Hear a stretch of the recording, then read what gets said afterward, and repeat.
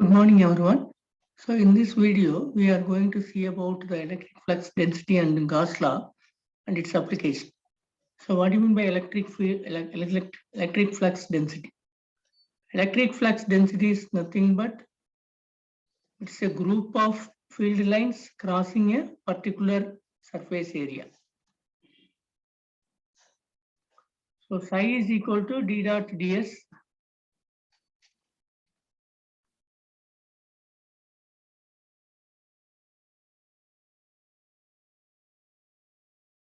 Psi represent the electric flux crossing in that area. So electric flux density actually means that how many electric field lines crossing per unit area, psi by A or psi by S. So if you want to find psi, then psi is equal to d dot ds.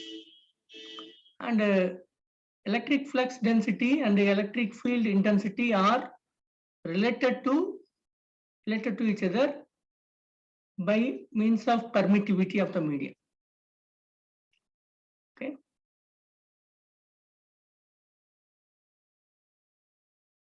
So now we will come to Gauss law.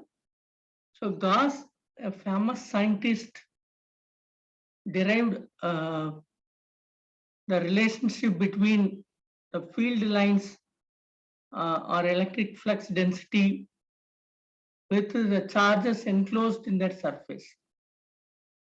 So he states that, Gauss law states that the total electric flux psi through any closed surface area is equal to the charge enclosed by the surface. Charge enclosed by the surface. Suppose you are considering a surface area which is having charges plus 5 coulomb minus 10 coulomb. Okay, in this volume we have, and outside the volume we have plus 15 coulomb. So what is the value of psi here? Psi is equal to Q, that is as per definition of Gauss law. So what is the net charge inside this volume? Plus 5 minus 10, therefore the net charge is minus 5 coulomb. So psi is equal to minus 5 coulomb. That is the as per Gauss law, how many field lines crossing in this area. Similarly, when you take volume 2, there are no charges present inside this volume. So it is 0 coulomb. It is 0 coulomb. Outside the volume, we have plus 20 coulomb. Okay. So here you have 0 coulomb.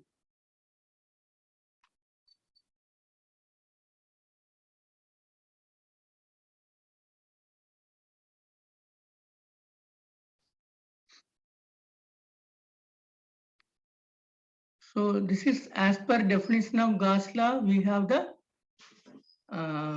definition, mathematical equation, and in terms of surface area, we have the equation psi is equal to d dot ds. If the if you have Q is equal to rho v into dv, that is volume charge distribution is considered, then we can write Q is equal to integral rho v dot dv, which is equal to d dot ds. So when you apply divergence theorem, okay, divergence theorem relates the surface integration with the volume integration. So d dot ds equal to del dot d dv. So del dot d is equal to, we can write, when you compare these two, this is del dot d into dv, which is equal to rho v into dv. Therefore, del dot d is equal to rho v.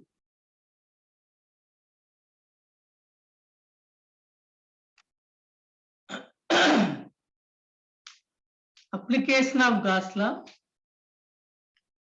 So we have several applications of Gauss law. Especially this is useful for finding the electric field intensity and electric flux density.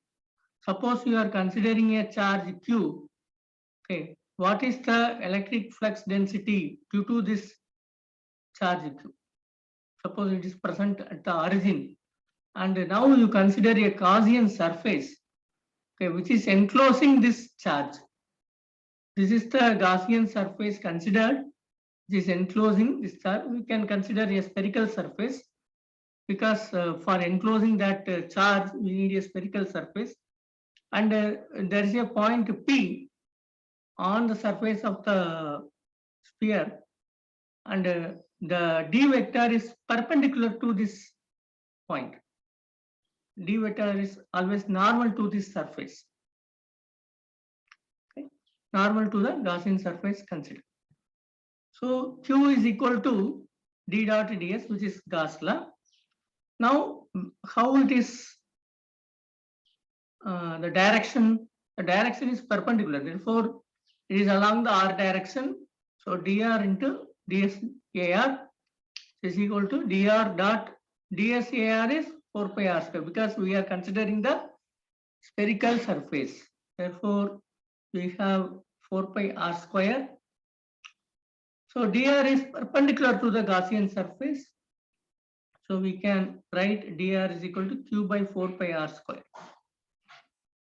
Okay. So how we are getting 4 pi r square?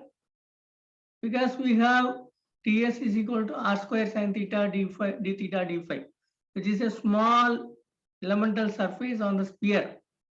When you want to integrate, when you want to find the area of the whole sphere, then you have to integrate with respect to theta and phi. Theta varies from 0 to pi and phi varies from 0 to 2 pi.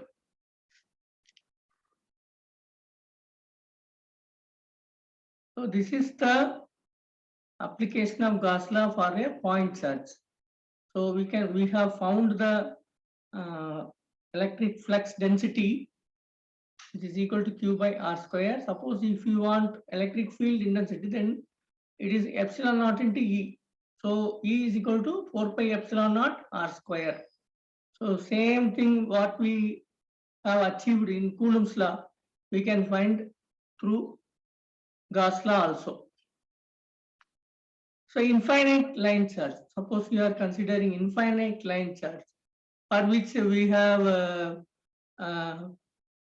derived the electric field intensity due to the by Coulomb's law.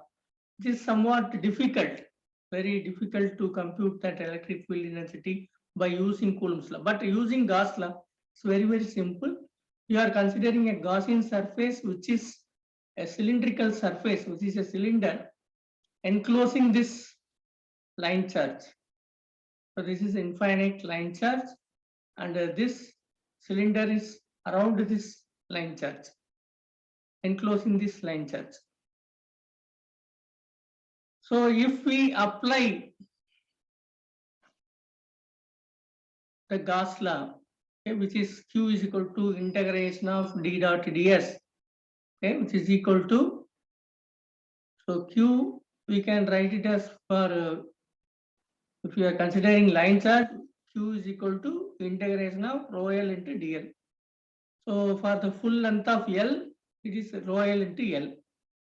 So here you have ds. ds is, now we are considering the cylindrical surface, therefore 2 pi rho into L. Why we are taking only the rho component of d?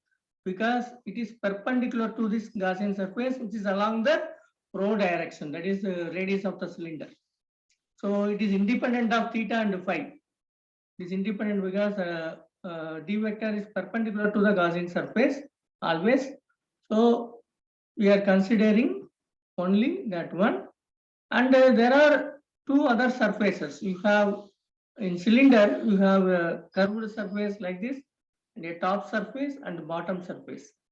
But top and bottom surface, d vector will be there. Okay, so you have d vector in this direction perpendicular to this surface. Similarly, in the opposite direction, you have a d vector.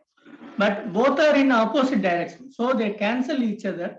So the only d vector along the rho direction is present, and we are taking that one only.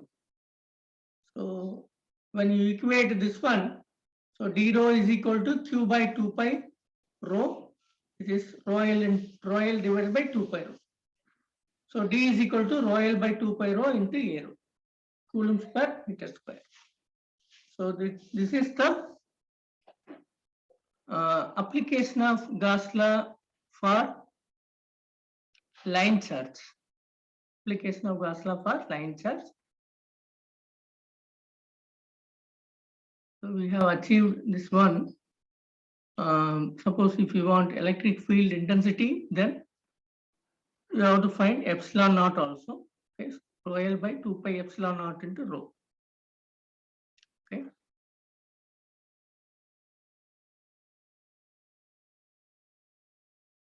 So that's all about the Coulomb's law, Gauss law, and its application for finding the charge due to the point charge and line charge. Okay. Thank you.